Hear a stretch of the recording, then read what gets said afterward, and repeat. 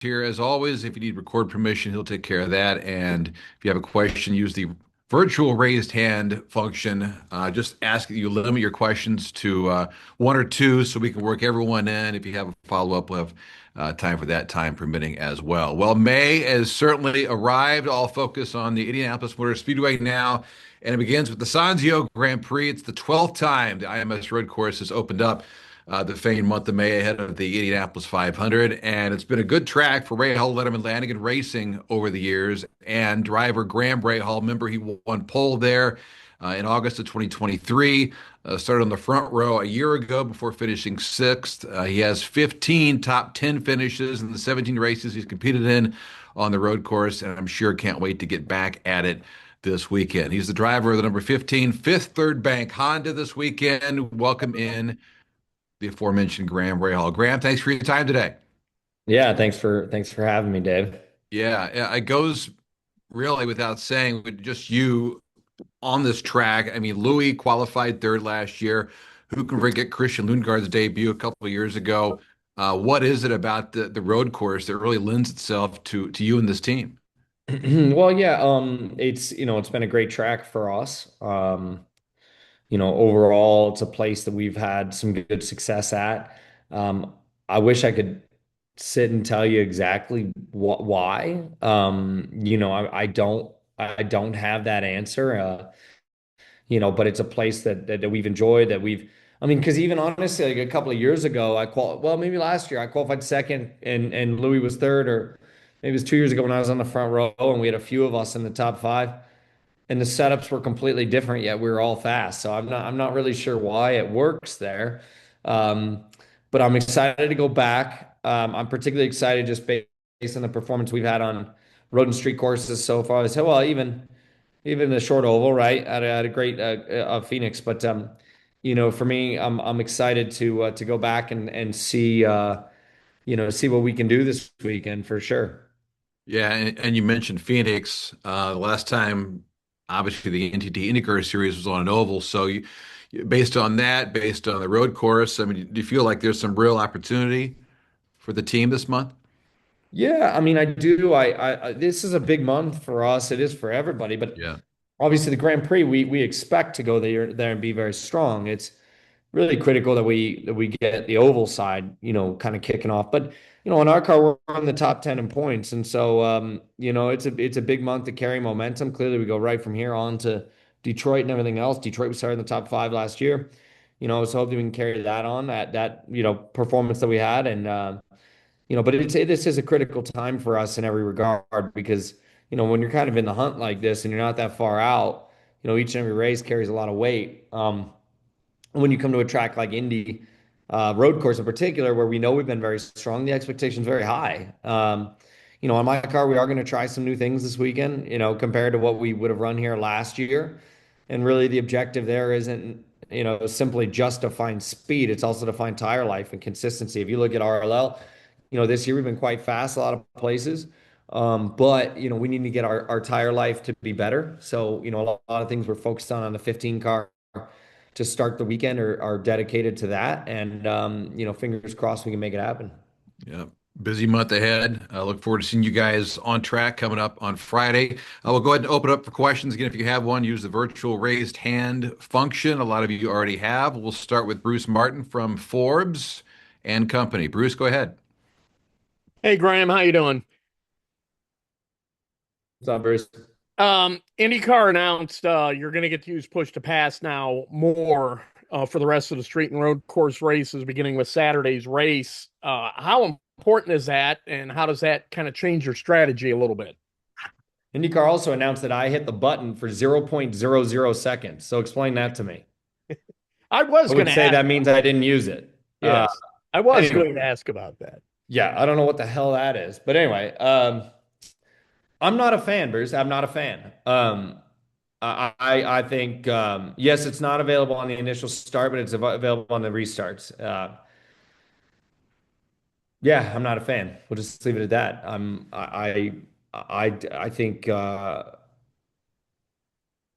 particularly at a track like this one this weekend or a Road America, everybody's going to be on the button, and everybody's going to save up to make sure they've got button left to use. And I'm not sure that that makes the racing any better. It'd be the same if you all weren't on the button. I think they're trying to get away from the need to police that after what happened with New Garden, and everything else, which I understand that part. But to me, the rules are the rules. They've always been the rules, and I wouldn't change them. So, um, yeah, that's all I got to say about that. I'll ask you something that you are a fan of. Your father, his life's going to be on a documentary Friday night on Fox. And just how proud are you of that? And have you had a chance to see it yet? I've not seen it. I probably should have, but I've not. I'm just really, I'm interested to see what all they showcase. I'm very proud of him, when everything that he's been able to accomplish, not only in this sport, but as a father, um, as a businessman, as an entrepreneur. And as many of you guys know, a lot of what I do each and every day of my life is to strive to be like him, to build businesses, to do things outside of racing, so that racing can continue for many years of my life to be a passion that I can be involved in after driving, which is exactly what he has done. And I'm certainly very interested to see who's in it. I know a lot of the name, but I'm interested to see what's said. And like I said, I'm very proud of him, and everything that he's done. So I'm excited about it.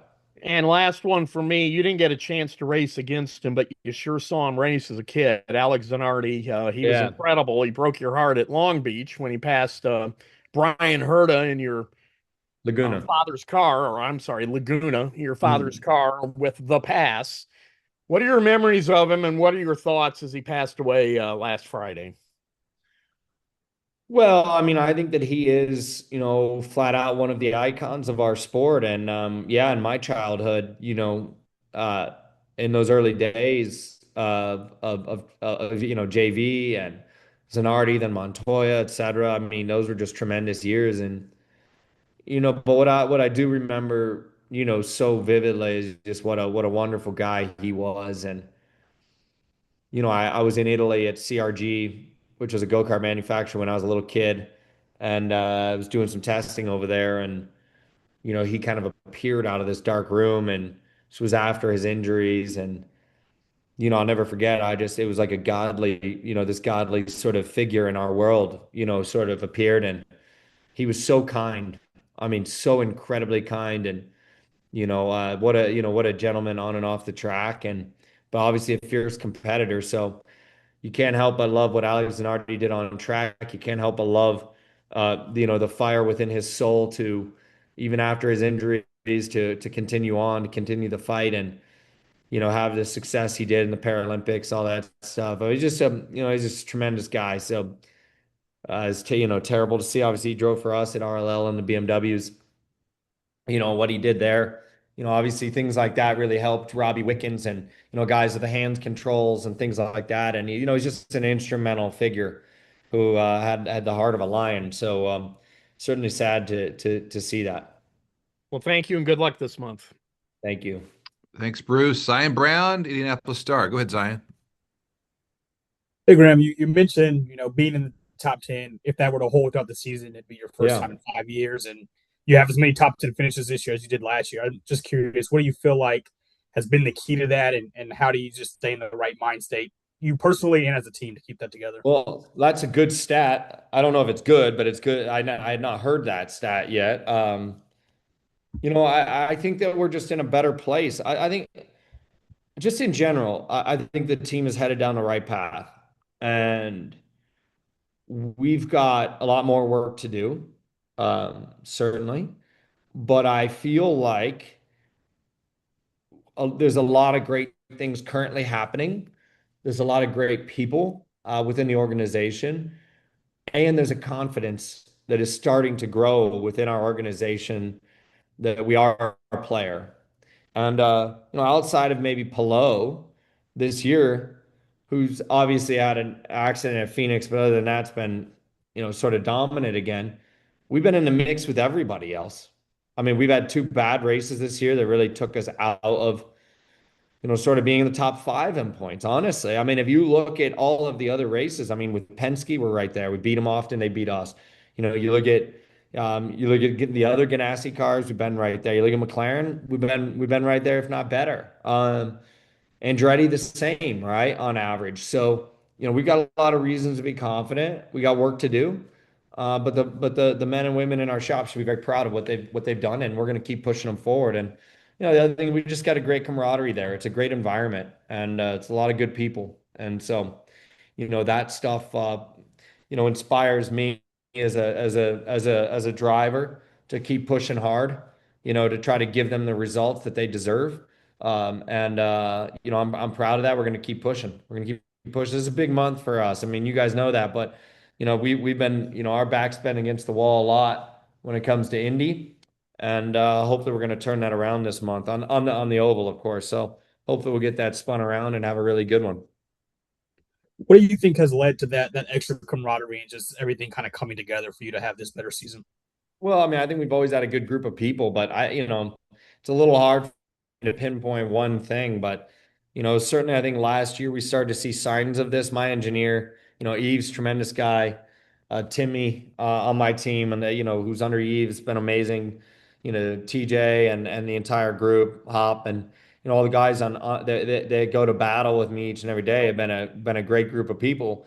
I think we've also been able to move some folks around internally within the team to guys that maybe you don't even see on the road that much anymore, but putting them in great places that they can have success as well, and that maybe they fit a little better. And you look at the build quality of our cars. You look at what Sean Ford and his group have done there has been tremendous for the 500, and obviously bringing in guys in the engineering core that have been influential. And I can't look past Brian Barnhart. I mean, to me, I think singularly maybe the best hire that we've made in a long, long, long time has been that man. And I've absolutely loved having him.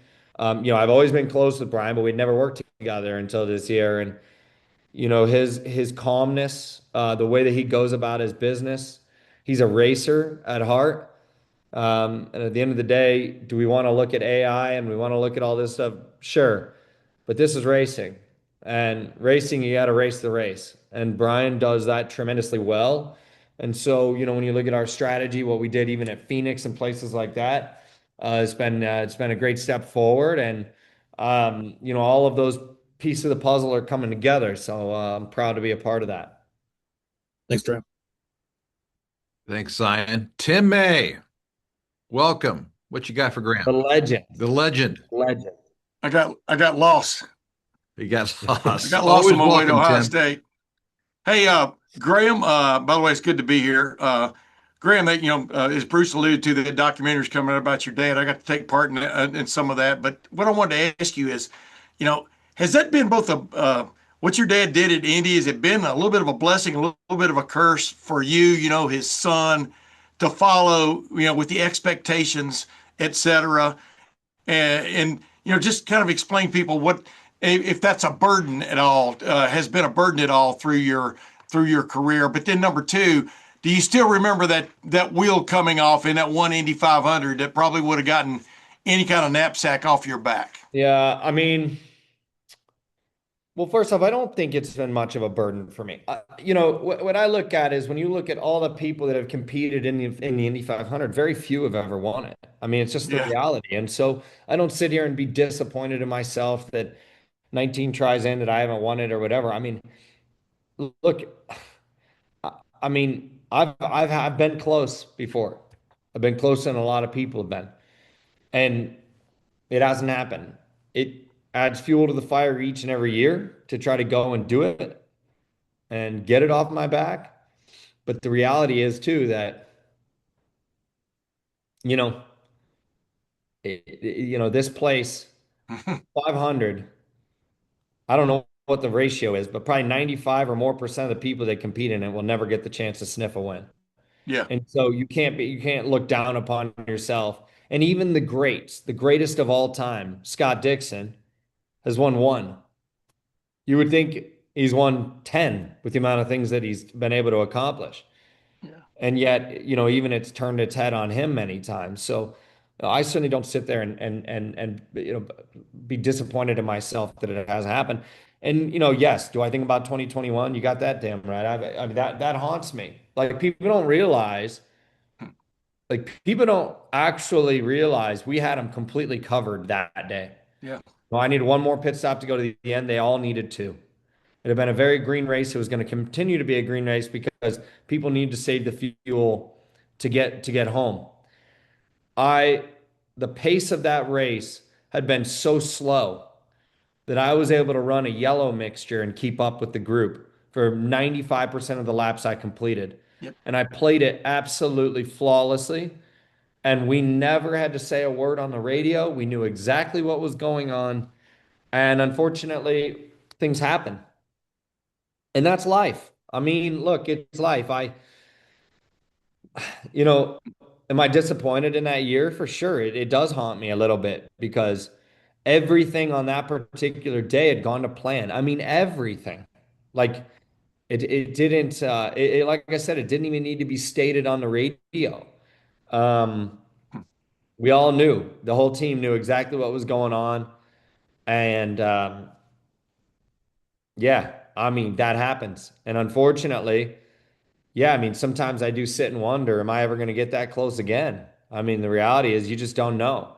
Yeah. And, that year felt like the year. But like I just said, this place chooses its winners, and sometimes they make complete sense and sometimes they don't. And that's just the way that it goes. So Hey, yeah. here Well, we yeah. are to fight again. One other quickie I want to follow up. Everything you know about your dad through winning the Indy 500, you've had to hear about or watch on videos and things like that, right? What do you think just stood out about your dad more than anything else? What strength he brought to the program, so to speak, with those three championships, winning a championship in his first year as an owner? What stood out about him in those years, in your opinion? Well, I mean, I think that, Dad was such a methodical thinker and just such a great racer. That he was able to have tremendous success. And the other thing I'd say is this, one of my dad's key highlights and key points is and has been, to me, not only in racing but in life, is one of my dad's greatest attributes and one of the greatest attributes of a lot of successful people is the ability to surround yourself with other people that are extremely smart and successful, Yeah. and highlighting and finding the right people to put in the right places. And you look at what he did, early in his career at Rahal Hogan when they won their championship, obviously Adrian Newey, um, and then when you've got those people that you associate yourself and that you work with, you just don't let them go. And Tim, you know this as well as me. JP, Jimmy Prescott. Yeah. Clay Filson. A lot of the people, Ricardo Nolt, who have been with our family for 40, 50 50 years, years almost. Yeah. 50 years, a long time. Yeah. you know, they become part of the family. And and I look at my dad's business, if you look at the success of the car dealerships and hiring Ron Ferris and identifying Ron Ferris to be the guy, my dad has always been, superb at having that eye. And it's something that most people don't have a great eye for.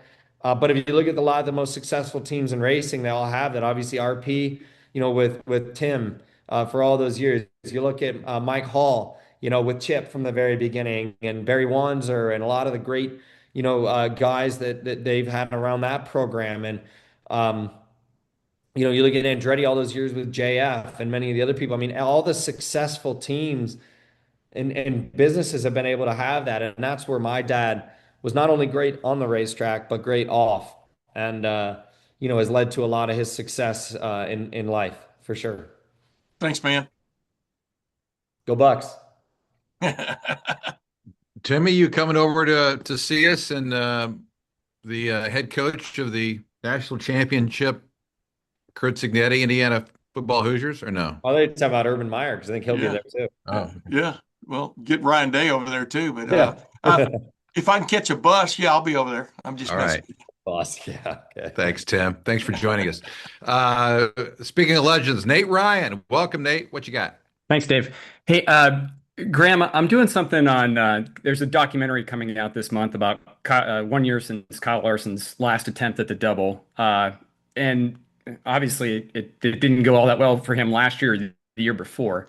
And I know that, like, you were there for that. You were there when Kurt Busch did it 10 years ago. I know you've been around it your entire life. You probably remember the Robbie Gordon, Tony Stewart, John Yeah, Andretti yeah. even days. Do you have a sense? Do you think like we're going to see this again? Because that was the first, and Well, Larson was 10 years since Kurt Busch, and now it didn't go well for him. Like, what's your sense of how often you think we'll see well, this again? the challenge is, is just getting the opportunity. And frankly, for an IndyCar driver to try it, we're not going to get the opportunity. I mean, I'm close with Mr. Hendrick, very close. I've been a long time, and I've teased him about, hey, like, could we? But there's just not the opportunity, like to go do it. There's not the cars or whatever.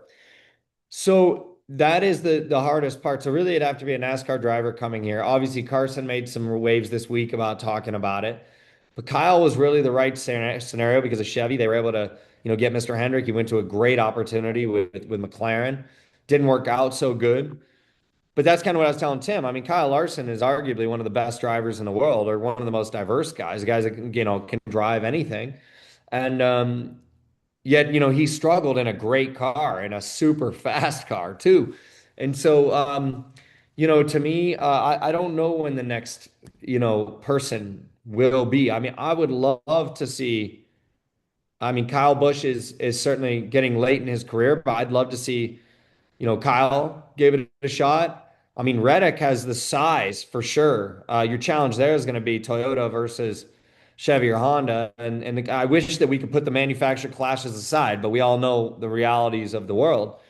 Um, but it'd be great to see him do it. There's a lot of guys that would be, that would be great to come across and give it. I mean, Chase Elliott would be a great guy. He could come and get Napa or whoever it's going to be, but um, and come across and do the same thing with McLaren probably, right? So, but again, it gets back to the same old challenge. We've talked about this time and time again.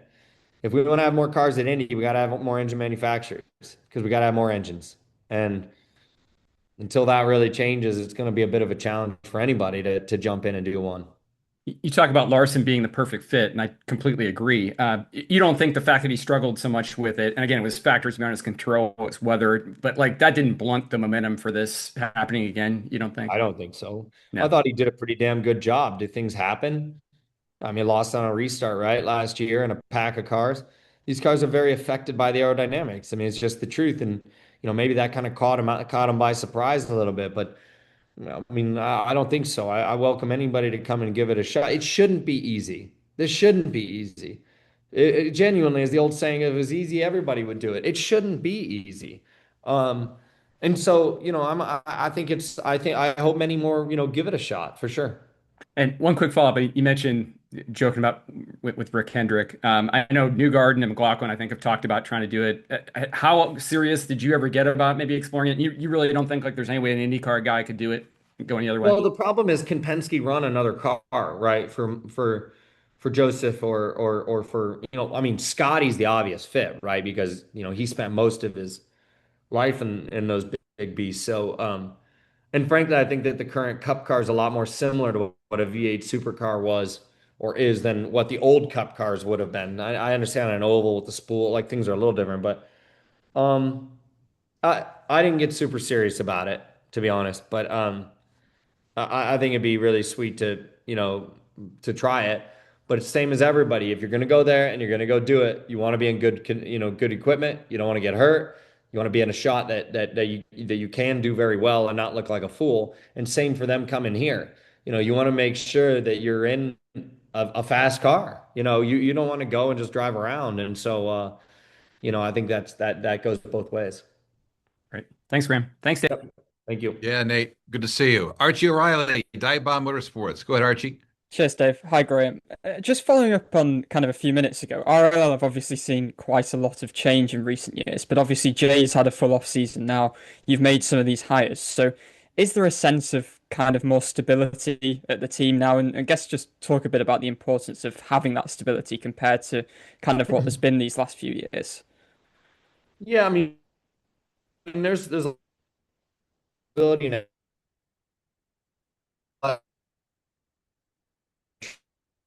Tremendous for us for a long time. United Rentals has been tremendous for us, for a long, long time as well. And so um, that's been, clearly a benefit to our team. And with Jay, it's also great, and we don't need to make a lot of changes and things. Honestly, I think we need to just we got to keep building upon the consistency and what we've started, and from there, just go and acquire and accumulate some other good folks.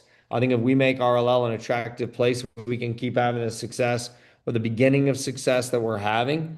To me, more and more folks are going to want to come work here, and there's teams that don't have the environment that we have, and so I think if we can bring some of those guys on, it's not that, as I tell Dad all the time. I mean, I don't think anybody here needs replaced. I really don't. I just think we need more.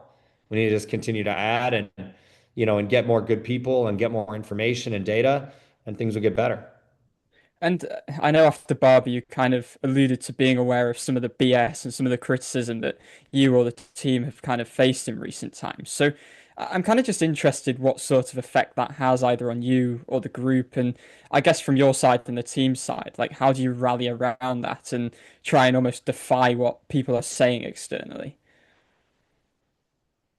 I mean, you know, Tim May asked earlier about the burden and everything else. The reality is,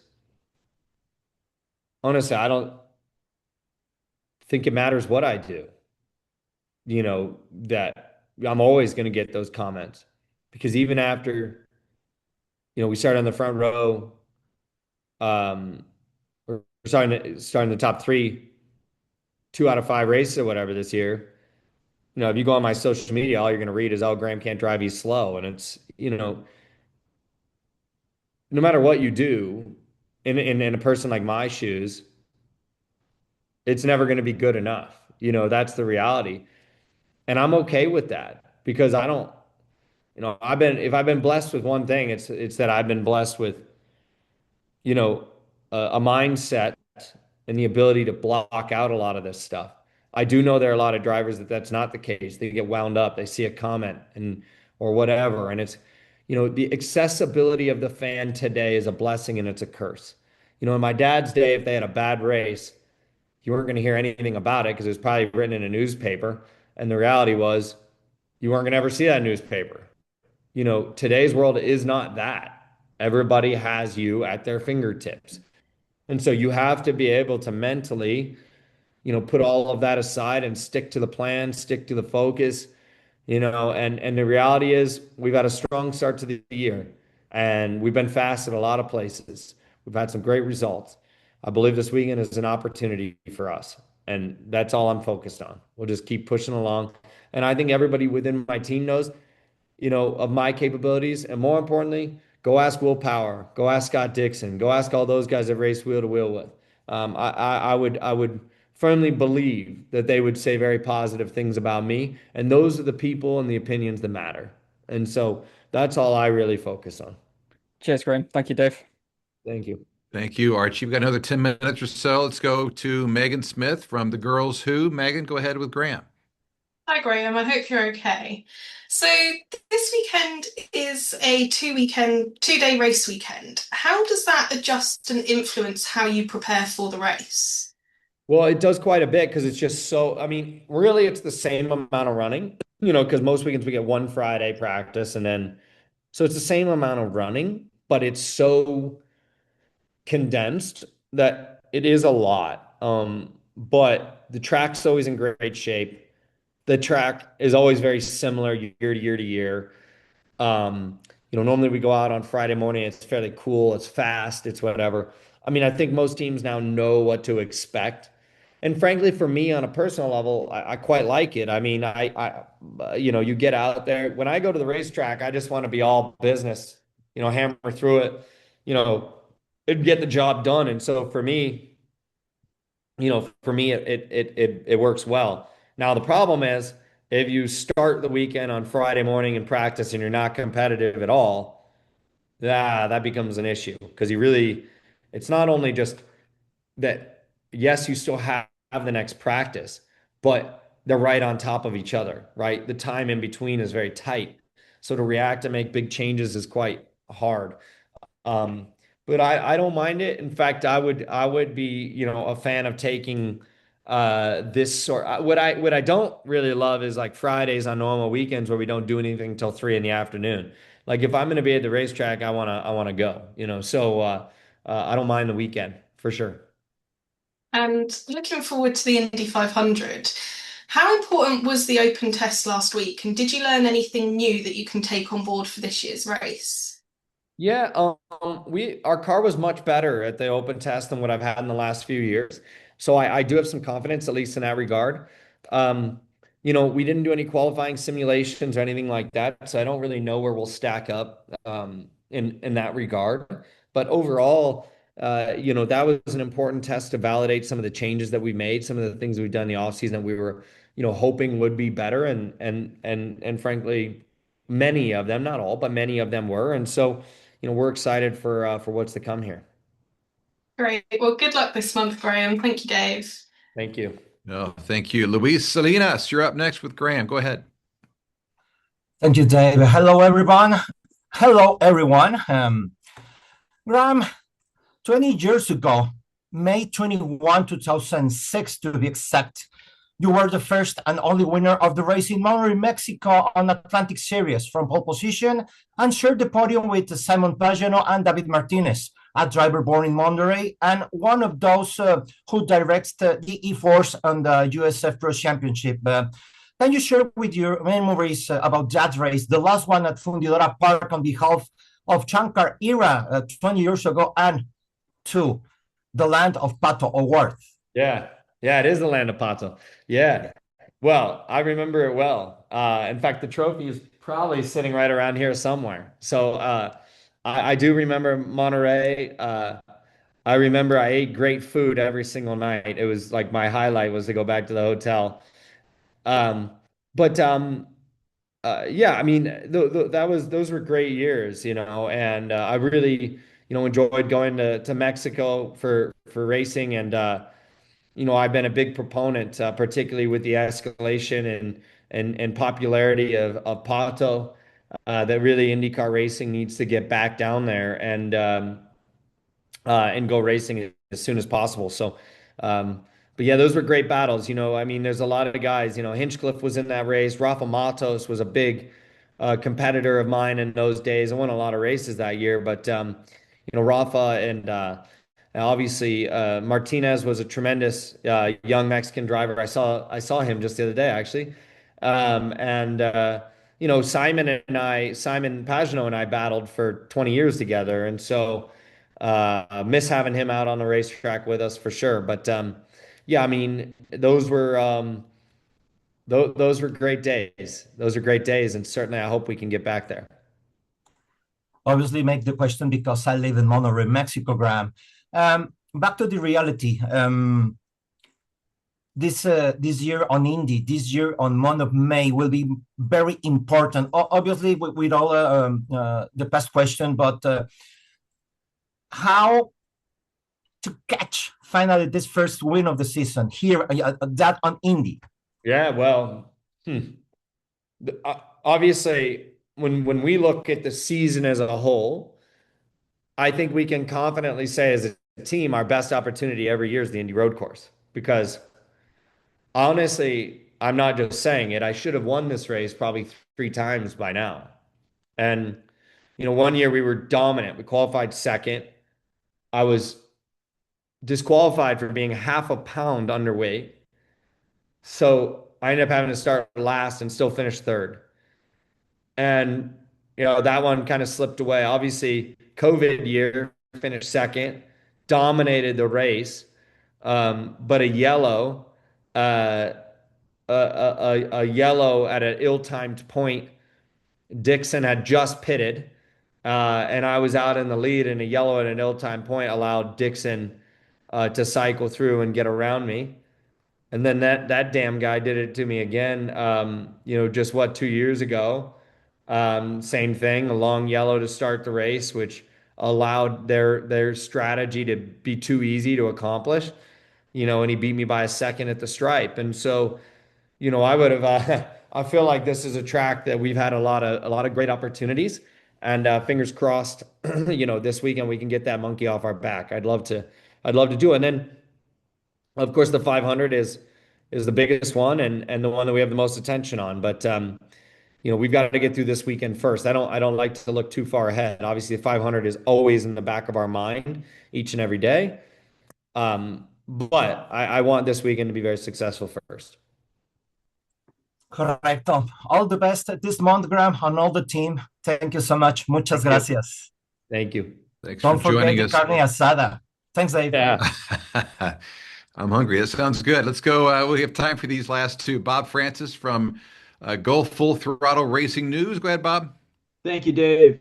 Graham, the topic is joint weekends with other series. Thinking back on the Phoenix weekend with NASCAR, the conversation we had earlier with Nate, I just returned from Texas Motor Speedway where NASCAR did a doubleheader with the High Limit Sprint Car Series, and it sold out. Texas Motor Speedway sold out for the NASCAR Cup race on Sunday, which it has not done for a while. So your thoughts on IndyCar, the NASCAR weekend at Phoenix, and is this from a business standpoint, does IndyCar need to seek out additional joint weekends with other series? Can we put fans in the stands with these joint weekends? Yeah, I mean, I'm a massive, massive fan of them. I thought the Phoenix turnout was great. I know the Saturday turnout was way, way, way up for them over what they'd had in years past. Um, I don't know if we're going back, but I heard we were. I heard good things that was likely to happen, which would be tremendous. And I think it's good for both. I mean, I really do. I don't think anymore that we can look and say that, oh, if IndyCar is there, it pulls from NASCAR or whatever. It doesn't. We all need to put our sports into a healthier, position, right? And motorsports is the global thing, and then you've got the individual buckets. But I've always been a fan of this, and I've said it numerous times in interviews. But to me, I think it would be tremendous to be able to do events with more with NASCAR. I think it'd be great to do events with IMSA. Obviously, we do a couple, but even when we look at Long Beach isn't the full field. When we look at Detroit, not the full field. I think it's GTD, the prototypes, and I think it's Pro, GTD Pro or whatever for one race, and it's AM and Long Beach. You know, when we used to go to Road America together, it was huge, and I would get back to those days. It's certainly better than doing these things separately. And then of course, I've mentioned it numerous times, but to me, what I would be looking at if I was NASCAR and NHRA is, why aren't we doing Bristol together? Why aren't we doing because obviously NHRA can run in the evening, and that's the best spectacle in all of NHRA drag racing is to go to Bristol. But what's to stop them from going to Sonoma together or IndyCar to go back there with them? NHRA is probably the one that would benefit the most from all of these concepts, to be honest. But I don't understand why we don't do it, and that leads me back to conversation of just being a fan. Forget being a competitor, being a fan. When I go to the racetrack, I want to see action. And I go to a lot of races nowadays, not just IndyCar, but NASCAR, etc. And there's a lot of downtime. There's a lot of time that the track is not, being utilized. And to me, that's where you can bring in high limits. That's where you can bring in Silver Crown. That's where you can bring in some of these others, and just stuff these schedules, full. So, I'm going down a tangent now, but to me, I feel that it would be absolutely critical, and it would be a great thing to see some of these deals, put together. I threw it out there a long time ago, but to see NHRA run down Holman Boulevard at the Speedway would be an amazing thing. And there's plenty of runoff. You just keep going down out the back gate, out the north side. So, but anyway, it would be great to see some of these different concepts come to life. But I'm just a driver, so I'll stay in my lane for now. Well, thank you for that extended answer, Graham, and good luck this weekend down at the 500. Thank you, Dave. Thanks for joining us, Bob. All right, wrap it up with Ellie Roddy from the fastest sector. Go ahead, Ellie. From being bumped in 2023, then to being Stefan Wilson's replacement, then to racing in the next two Indy 500s, how has your approach to qualifying evolved and how will it help you this year? Well, I mean, I wouldn't say it's evolved much. I mean, unfortunately, I've been in the hot seat too many times, more than I want to be over the last few years. That appears like it may be different this year for everybody because there won't be a hot seat. But for me, the reality of the situation is, look, I mean, every time I go there, we want to qualify as far forward. Speed matters. If you have a fast car at Indy, it's just easier. Period. I mean, it's just better even in traffic. It's better, in race configuration. It's better all around. So to me, we want to put ourselves in a place that we can go out and we can qualify better. I think that's a critical thing for us this year. So ask me in 2 weeks and we'll find out pretty quickly, or not even week and a half. Thank you, Graham. Thanks, Dave. All right, Ellie. Thank you. Thank you. Graham, thanks for your time. We'll wrap it up and leave it there for now. And we'll see you in a couple of days, Graham. Appreciate your time today. Sounds good. Thank you all. Yeah, you got it. Hey, a reminder that coverage of Saturday Sanzio Grand Prix begins at 4:30 p.m. Eastern. It's on Fox, Fox One, Fox Sports app. IndyCar Radio also has the coverage, and transcripts, video from this news conference also be very available very shortly on the IndyCar content site. Again, thanks everyone for joining us today. We'll see you later this weekend from the Indianapolis Motor Speedway. Thanks, everyone.